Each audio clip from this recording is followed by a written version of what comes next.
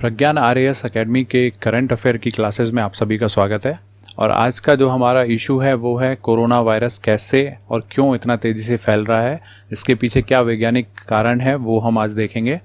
इसके अलावा हम इससे संबंधित जुड़ी हुई दो टर्म्स और देखेंगे, जैसे कि एक म्यूटेशन क्या है, क्योंकि ये अभी चल रहा है सेकेंड वेव जो है वो, उसमें कहा जा रहा है कि म्यूटेशन होने के कारण इतनी जो है ये संक्रामक है, इतना ज़्यादा ये तबाही मचा रही है।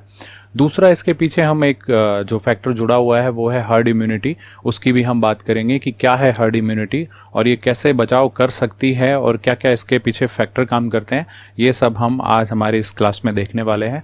तो चलिए शुरू करते हैं। कोरोना के बारे में देखते हैं कि ये क्यों इतना तेज़ी से फैल रहा है। सबसे पहले अपन बात करते हैं कि ये कोरोना वायरस जो है ये क्या नया वायरस है, तो बिल्कुल नहीं, ये नया वायरस नहीं है। इसकी पहली बार जो खोज हुई थी वो 1965 में हुई थी, ठीक है। और इसके बाद हमने ये पाया कि ऐसे 7 कोरोना वायरस की फैमिली है जिससे ह्यूमन बीइंग अफेक्ट होता है, ठीक है। लेकिन उनमें से मेजरली 2, एक है ये सार्स जो 2002 एंड 3 में अपीयर हुई थी, ठीक है, जिसका नाम है सीवियर एक्यूट रेस्पिरेटरी सिंड्रोम। और इसी का ही कजन दूसरा जो ये है सार्स कोविड वायरस 2, जिसको अपन बोल रहे हैं कोविड-19 वायरस, ठीक है। ये दोनों जो सार्स की फैमिली के वायरस हैं ये दोनों बहुत ज़्यादा डेंजरस हैं और इनके कारण शरीर में होता है निमोनिया, और ये निमोनिया धीरे धीरे जो है जानलेवा बन जाता है। तो इन दोनों में ऐसा क्या है, ये अभी स्टडी पब्लिश हुई थी एक जर्नल में, साइंटिफिक जर्नल है जिसका नाम है एम्बो। उसमें जो स्टडी की गई उसमें देखा गया जो बाकी के कोरोना वायरस की फैमिली के जो कोरोना वायरस थे उनमें और इन दोनों वायरस में क्या चेंज है, क्या अलग है ऐसा कि ये दोनों इतने ज़्यादा संक्रामक हैं। तो जब उनके जीनोम को पढ़ा गया, जीनोम मतलब किसी भी जीव में या वायरस में या जो भी लिविंग बीइंग होते हैं उनमें पाए जाते हैं डीएनए, और जब उन डीएनए के सेट को आप कंप्लीट स्टडी करते हो, और डीएनए क्या होते हैं, डीएनए होता है कि जो आपके बनाने, आपको जो बनाता है, जो आपकी जो इंफॉर्मेशन होगी, जो आपके गुण हैं वो स्टोर करता है और अगली पीढ़ियों में पहुंचाता है। जैसे जीन, वो भी डीएनए के ही पार्ट हैं। तो डीएनए एक तरह का क्या है, केमिकल कंपाउंड है जो ये सारी इंफॉर्मेशन अपने अंदर स्टोर रखता है। तो अगर आप सारे डीएनए को मिला के बात करेंगे तो उसको हम बोलेंगे जीनोम।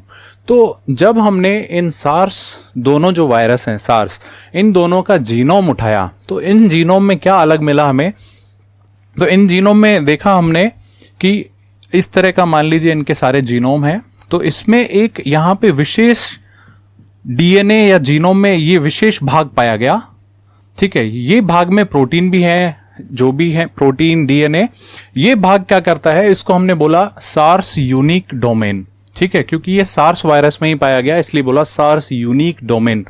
तो ये वाला भाग ही शायद इसको इतना ज्यादा संक्रामक बना रहा है, ऐसा एम्बो जर्नल में अभी स्टडी आई है, ठीक है।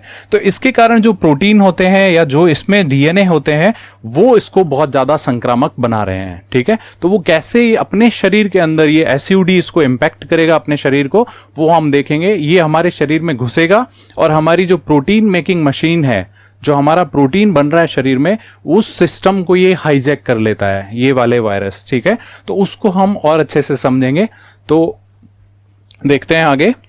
डीएनए में आपके क्या होता है, आपने देखा कि डीएनए एक केमिकल कंपाउंड है जो आपकी इंफॉर्मेशन स्टोर करता है, और यही डीएनए आपके प्रोटीन संश्लेषण में भी मदद करता है। तो प्रोटीन संश्लेषण की जब हम बात करते हैं तो डीएनए के थ्रू सिग्नल जाता है मैसेंजर आरएनए में फर्स्ट। तो मैसेंजर आरएनए जो है ये वाला मैसेज लेके जाता है और ये कोडेड फॉर्म में मैसेज रहता है, और ये कोड जो है ये दिया जाता है राइबोसोम को। ये राइबोसोम इस कोड को क्या करेगा, सबसे पहले डिकोड करेगा, डिकोडिंग होगी कि क्या बोला गया है डीएनए के द्वारा, यानी कि कौन सा प्रोटीन बनाना है, ठीक है, वो ये समझेगा इन कोड्स के थ्रू, और फिर क्या बनाएगा, उसी तरह का प्रोटीन बनाएगा, ठीक है। तो ये है एक छोटी सी मशीनरी का काम, कैसे ये मशीनरी काम करती है। तो इसको और अगर अपन देखें पिक्चर के रूप में, अगर समझें अपन, तो इसमें देखिए ये आपका कोई भी सेल है, सेल मतलब कोशिका, अपनी जो बॉडी है वो बहुत सारी कोशिकाओं से मिलकर बनी हुई है, ठीक है। तो इन कोशिकाओं में पाया जाता है केंद्रक, और उस केंद्रक में पाया जाता है अपना डीएनए, ठीक है। तो इस डीएनए में देखें अगर हम, तो ये डीएनए जो है ये सबसे पहले मैसेज भेज रहा है किसके पास, एमआरएनए के पास, और ये एमआरएनए जो है उसको किस फॉर्म में ले जाएगा, कोड की फॉर्म में, ठीक है। किसके पास भेजेगा, राइबोसोम के पास, और राइबोसोम इसको पढ़ेगा और उसके द्वारा क्या बनाएगा, वो उसी हिसाब से अमीनो एसिड्स को सेट करके जो निर्देश दिया गया है उसी अनुसार प्रोटीन बनाएगा, ठीक है। तो इसको अगर हम और क्लियर समझें वायरस कैसे इंपैक्ट करता है, तो मैं यहां पे एक स्लाइड ले रहा हूं, इसमें देखें। ये है ह्यूमन मशीनरी, ये है ह्यूमन मशीनरी। तो इसमें मैंने लिया डीएनए, प्रोटीन कैसे बनता है, तो ये प्रोटीन मेकिंग अपन समझ रहे हैं। तो इसमें हमने देखा डीएनए है, डीएनए के थ्रू मैसेज गया एमआरएनए के थ्रू, एमआरएनए ने मैसेज भेजा किसके पास, राइबोसोम के पास, ठीक है। राइबोसोम ने उस हिसाब से क्या बनाया, प्रोटीन बनाया, ठीक है। अब ये जो मैसेज था एमआरएनए ने, ये किस फॉर्म में भेजा, कोड फॉर्म में। तो मान लेते हैं कुछ ऐसा कोड है, इसमें सारे ह्यूमन के कोड डले हुए हैं कि ह्यूमन प्रोटीन बनाना है, ये अपनी सेल है ह्यूमन वाली, तो वो अपने प्रोटीन बना रही है, ठीक है। ये कोड पढ़ेगा आपका राइबोसोम। तो यहां देखिए ये राइबोसोम चूंकि ये कोड पढ़ता है और उस हिसाब से प्रोटीन बनाता है, इसलिए इसे बोलते हैं प्रोटीन फैक्ट्री, ठीक है। प्रोटीन फैक्ट्री, हमारी कोशिका की प्रोटीन फैक्ट्री कौन है, राइबोसोम, ठीक है। या फिर इसको बोलते हैं मॉलिक्यूलर मशीन, ठीक है, क्योंकि ये प्रोटीन बना रहा है। अब ये सिंपल आपका प्रोसेस होता है प्रोटीन बनने का, और इसमें एक प्रोटीन होता है ह्यूमन बॉडी में जिसका नाम होता है पैप-1, ये भाग लेता है, और ये शुरू करने का जो ये प्रोसेस शुरू हो रहा है प्रोटीन मेकिंग का, ये वाला प्रोटीन इसमें शामिल रहता है, ठीक है। अब बात करते हैं कि वायरस कैसे इसको हाईजैक करता है हमारी मशीनरी को, ठीक है। तो इसको समझते हैं। इस वायरस ने क्या किया, इस वायरस के पास एक अपन ने देखा स्पेशल रीजन है जिसको अपन ने बोला सार्स यूनिक डोमेन, ठीक है, यूनिक डोमेन। तो ये क्या करता है, एसयूडी सबसे पहले इस पैप-1 के साथ क्या करेगा, इंटरेक्शन करेगा, और इस पैप-1 के थ्रू इंटरेक्ट करके ये शामिल हो जाता है हमारे किसमें, प्रोटीन मेकिंग में, प्रोसेस में शामिल हो जाएगा। जैसे ही ये प्रोटीन मेकिंग में शामिल हुआ तो डीएनए के थ्रू जो मैसेज जा रहा है एमआरएनए, उसमें जो है ये अपने कोड डाल देगा कि हमारा जो प्रोटीन है वो वाला प्रोटीन इसमें भी बनना स्टार्ट हो, ठीक है। तो अब ये जो सारे एचएच थे, अब यहां पे क्या होगा, ये वाले अब जो है क्योंकि ये हाईजैक हो चुकी है, तो अब यहां पे जो बनेंगे कुछ कोड वायरस के बनेंगे, ठीक है। तो ये वायरस वाले कोड अपने इंजेक्ट करा देता है, कौन, ये एसयूडी, ठीक है। दूसरा, पहली चीज अपन ने समझी, पहला फैक्टर अपन ने समझा कि कैसे ये अपने प्रोटीन मेकिंग में शामिल हो गया। दूसरा, ये क्या करेगा, चूंकि ये कोड जो है ये किसके द्वारा पढ़े जाने हैं, राइबोसोम के द्वारा पढ़े भी जाने हैं, तो दूसरा ये क्या करेगा, इस राइबोसोम के साथ भी इंटरेक्ट करेगा ताकि ये इसके कोड भी पढ़े, ठीक है। और जब ये इसके कोड भी पढ़ेगा राइबोसोम, तो अब ये दोनों तरह के प्रोटीन बनाएगा। पहले सिर्फ ये ह्यूमन प्रोटीन बना रहा था जो ब्लैक में दिख रहा है, अब जो है ये कौन से प्रोटीन भी बनाएगा, जो मैं अब रेड में लिख रहा हूं, वो है वायरस के प्रोटीन, ठीक है। वायरस के प्रोटीन भी ये बनाना स्टार्ट कर देगा, यानी कि अब राइबोसोम दो तरह के प्रोटीन बना रहा है, एक तो आपकी खुद की बॉडी के, दूसरा जो है वायरस की बॉडी के, ठीक है। इस तरह से वायरस ने आपकी प्रोटीन मेकिंग मशीनरी में क्या किया है, अपना अतिक्रमण कर लिया है, ठीक है। दूसरा, इसके पास एक और प्रोटीन होता है वायरस के पास जिसका नाम होता है NSP1, ठीक है, ये दूसरा फैक्टर है। तो NSP1 क्या करता है, अब जैसे ये जो सेल है, ये जो आपकी कोशिका है जो ये प्रोटीन बना रही है, ये आपकी इन्फेक्टेड कोशिका है जिसमें संक्रमण हो चुका है, ठीक है। अब ये संक्रमण जिसमें हो चुका है वो आपके डीएनए के, आपके प्रोटीन के साथ साथ वायरस का प्रोटीन भी बनाना स्टार्ट कर चुकी है। अब क्या होगा, ये NSP1 प्रोटीन जो है इस ह्यूमन कोड वाले, जो ये ह्यूमन वाले कोड हैं, इन सबको ढूंढ ढूंढ के क्या करेगी, डिलीट कर देगी, ठीक है। यानी अब किसके कोड बच रहे हैं, सिर्फ और सिर्फ वायरस के। यानी कि धीरे धीरे आपकी जो सेल थी वो आपकी अब सेल नहीं रही, वो किसके अंडर आ चुकी है, पूरी तरह से इस वायरस के अंडर आ चुकी है। ये वाला जो प्रोटीन है NSP1, इसने आपकी जो ये बना रहा था प्रोटीन, इसको भी खत्म कर दिया है। यानी अब सिर्फ और सिर्फ किसके प्रोटीन बनेंगे, ये वाला प्रोटीन बनना बंद, अब सिर्फ और सिर्फ वायरस के प्रोटीन बनेंगे। यानी कि जो सेल आपके प्रोटीन बना रही थी, अब वो तेजी से किसके प्रोटीन बना रही है, कोविड वायरस के प्रोटीन बनाना स्टार्ट कर रही है। यानी कोविड-19 जो है आपके शरीर में अब तेजी से क्या हो रहा है, मल्टीप्लाई हो रहा है। यानी कि एक कॉपी नहीं, अब उसकी हजारों कॉपियां बनना स्टार्ट हो चुकी हैं, क्योंकि हमारे शरीर में क्या है, बहुत सारी सेल हैं। तो ये एक सेल की बात है, ऐसी पता नहीं कितनी सेल हैं, उन सब सेल को ये धीरे धीरे हाईजैक कर देता है। तो इस तरह से ये अपने शरीर में तेजी से संक्रमण को फैलाता है और बहुत जल्दी, आप अभी सुन रहे होंगे कि पेशेंट जो है उनको टाइम ही नहीं मिलता रिकवर होने का, तो उसके पीछे ये कारण है। ठीक है, तो प्रोटीन मशीनरी आपकी कैसे हाईजैक हुई, ये साइंटिफिक अभी स्टडी जो थी हमने देख ली।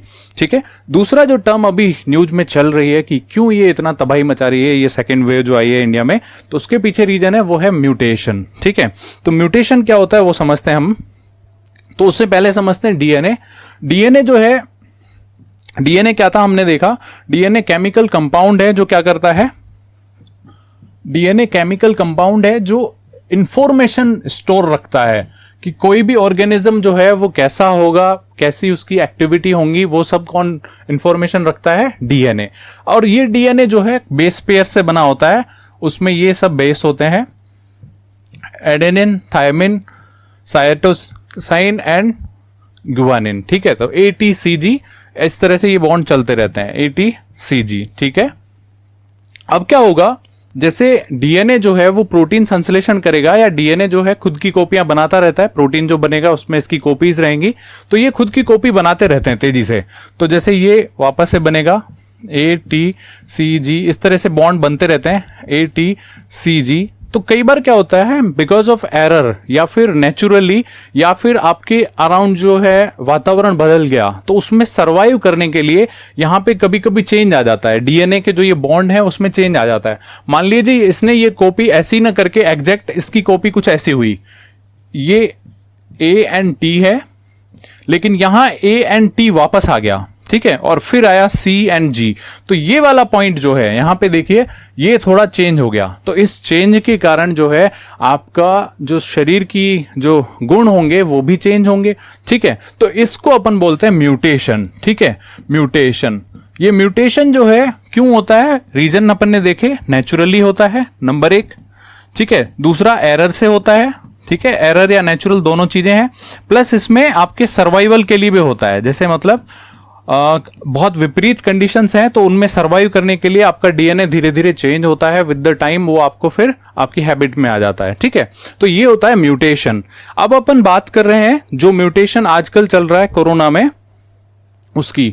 तो ये म्यूटेशन में हम देख रहे हैं एक नया वेरिएंट चल रहा है इंडिया में, जिसको बोल रहे हैं सेकंड वेरिएंट। तो ये है आपका सेकंड वेरिएंट B1617। ठीक है, तो ये देखिए यहां पे बनना था ANT, इसकी जगह पे क्या आ गया, CNG। ठीक है, तो इसको बोलते हैं अपन म्यूटेशन। ठीक है, अच्छा अब ये इतना खतरनाक क्यों है, क्योंकि आप देखिए कि कोरोना जो है वो स्पाइक प्रोटीन है, अपन ने वैक्सीन बनाई इस प्रोटीन के लिए। ठीक है, ये वाले प्रोटीन के लिए।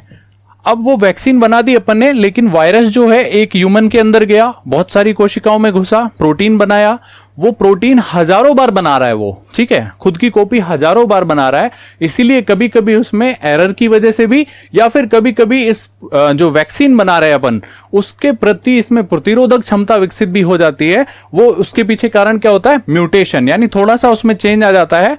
तो ये म्यूटेशन जो है वो हमेशा इतना प्रबल नहीं होता, हमेशा स्ट्रेंथ नहीं रहती इसके पास, लेकिन कभी कभी ये बहुत स्ट्रांग बन जाता है। इसका जो वेरिएंट है वो कभी कभी बहुत स्ट्रांग बन जाता है। तो यही वाला स्ट्रांग वेरिएंट बना है इस बार जो कोविड का अपने भारत में चल रहा है, वो है B1617। ठीक है, तो इसके पीछे ये भी रीजन है। अच्छा, दूसरा रीजन यहां आ जाएगा कि आपने प्रोटीन इस जो स्पाइक में इसके प्रोटीन है, इसके हिसाब से आपने क्या बनाई, वैक्सीन बनाई। लेकिन अब जो है ये प्रोटीन बाहर ना होके कुछ अलग ही आ गया, ये नया वेरिएंट आ गया, तो आपकी वैक्सीन उसको कितना कवर कर पाती है, ये भी एक इशू चल रहा है। ठीक है, तो अभी तक तो अपना ये है कि अपनी वैक्सीन इसके अगेंस्ट भी इफेक्टिव हैं। ठीक है, तो ये है आपका दूसरा कॉन्सेप्ट कि ये इतना भारी क्यों पड़ रहा है इंडिया में अभी, क्योंकि इसमें म्यूटेशन हुआ है और ये म्यूटेंट वेरिएशन है। ठीक है, इससे जुड़ा हुआ एक और कॉन्सेप्ट है जिसका नाम है हर्ड इम्यूनिटी।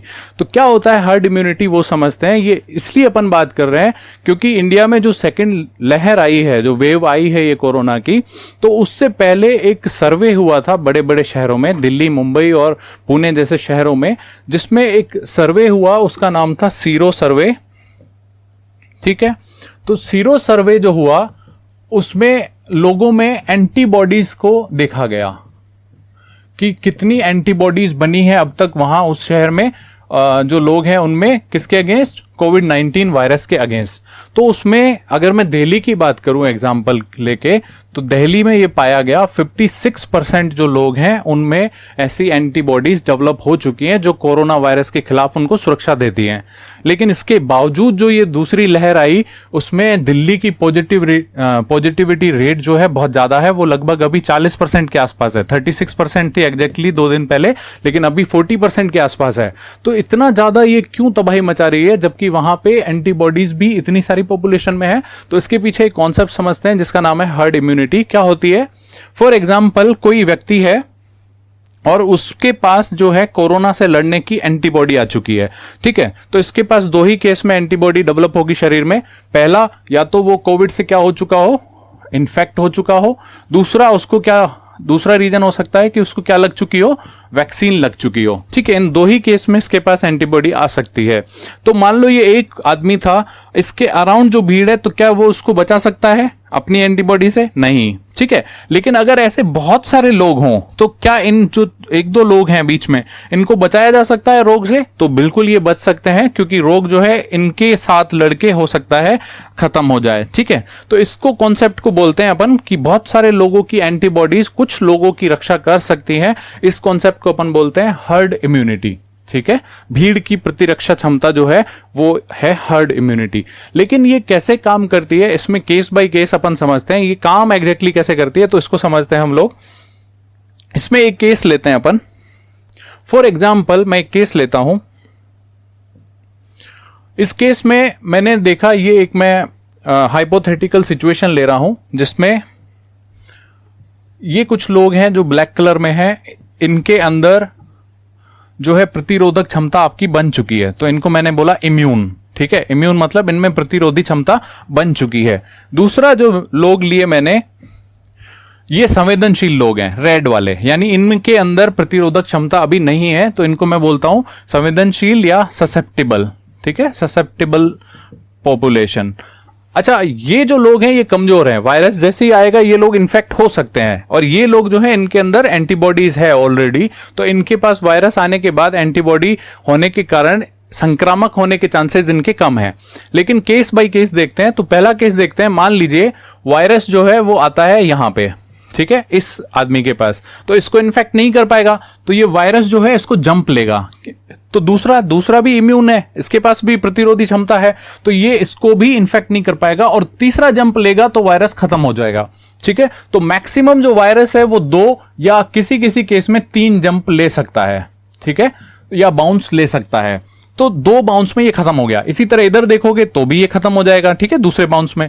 तो यानी कि इस तरह से आपकी हर्ड इम्यूनिटी रक्षा करती है। एक आदमी से दूसरे पे बाउंस किया, लेकिन दूसरे से तीसरे पे बाउंस नहीं कर पाएगा और वो वायरस वहीं खत्म हो जाएगा। लेकिन इस चीज में अगर एक दूसरा कॉन्सेप्ट अपन देखें कि दूसरा केस अपन लें, ये वायरस यहां आया, ठीक है, तो इस केस में ये वायरस इसको इन्फेक्ट डेफिनेटली करेगा, ठीक है।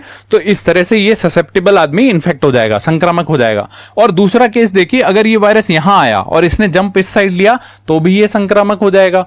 तो इस तरह से जो हर्ड इम्यूनिटी है, बिल्कुल इनके पास हर्ड इम्यूनिटी है, ये जो ब्लैक लोग हैं, ब्लैक में जो मैंने बनाए हैं, लेकिन इनकी जो रक्षा कर रहे हैं ये तीनों लोगों की, ये जो लोग हैं वो केस बाय केस अलग अलग तरह से होता है। तो जिसमें बातें काम करती हैं आपकी बाउंसिंग द बॉल कॉन्सेप्ट, ठीक है, बाउंसिंग द बॉल कॉन्सेप्ट मतलब कहां पे वो बॉल गिरी और कैसे बाउंस हुई। तो ये वाला कॉन्सेप्ट काम करता है आपके हर्ड इम्यूनिटी में, ठीक है।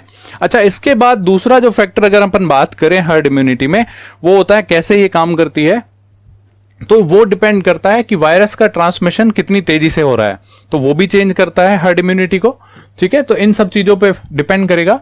तो वायरस का ट्रांसमिशन कितनी तेजी से हो रहा है वो डिपेंड करता है, नंबर 1, कि वायरस का नेचर कैसा है। नेचर मतलब वो कितना संक्रामक है, ठीक है। अगर वो बहुत ज्यादा संक्रामक है, जैसे कि अपना कोविड-19, तो रेट ऑफ ट्रांसमिशन क्या होगा, रेट ऑफ ट्रांसमिशन आपका बहुत ज्यादा होगा, ठीक है, नंबर 1। नंबर 2, कि वायरस कितनी मात्रा में आपके रीजन में, आपके एरिया में मौजूद है। तो वायरस प्रेजेंस कितना स्ट्रॉन्ग प्रेजेंस है उसकी। तो अभी कोविड-19 बहुत तेज फैल चुका है भारत में, तो इसकी प्रेजेंस भी क्या है, बहुत ज्यादा है। तो बहुत ज्यादा प्रेजेंस होने के कारण रेट ऑफ ट्रांसमिशन क्या है, ज्यादा है। तीसरा फैक्टर जो यहां पे काम करेगा वो होगा कि कितना ज्यादा आप वायरस से कांटेक्ट में आते हैं।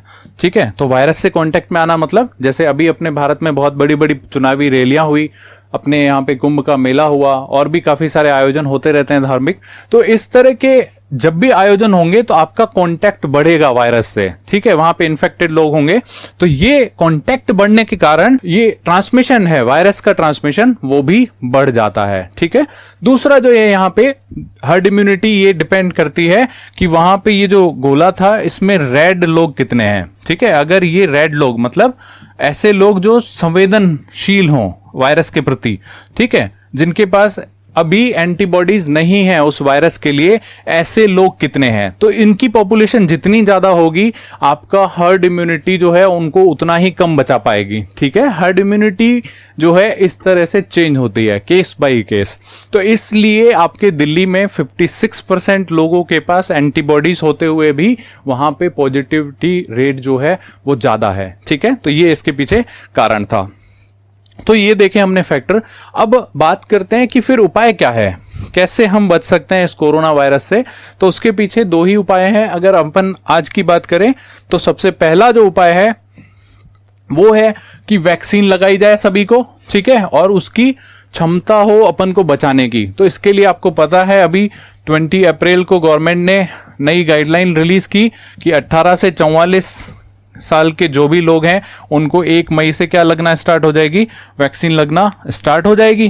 ठीक है, तो इसमें पहला यही है अभी अपने पास उपाय कि सभी लोगों को वैक्सीन दी जाए ताकि उनके अंदर क्या हो, एंटीबॉडीज डेवलप हो और वो हर्ड इम्यूनिटी अचीव करने की तरफ हम बढ़ते जाएं।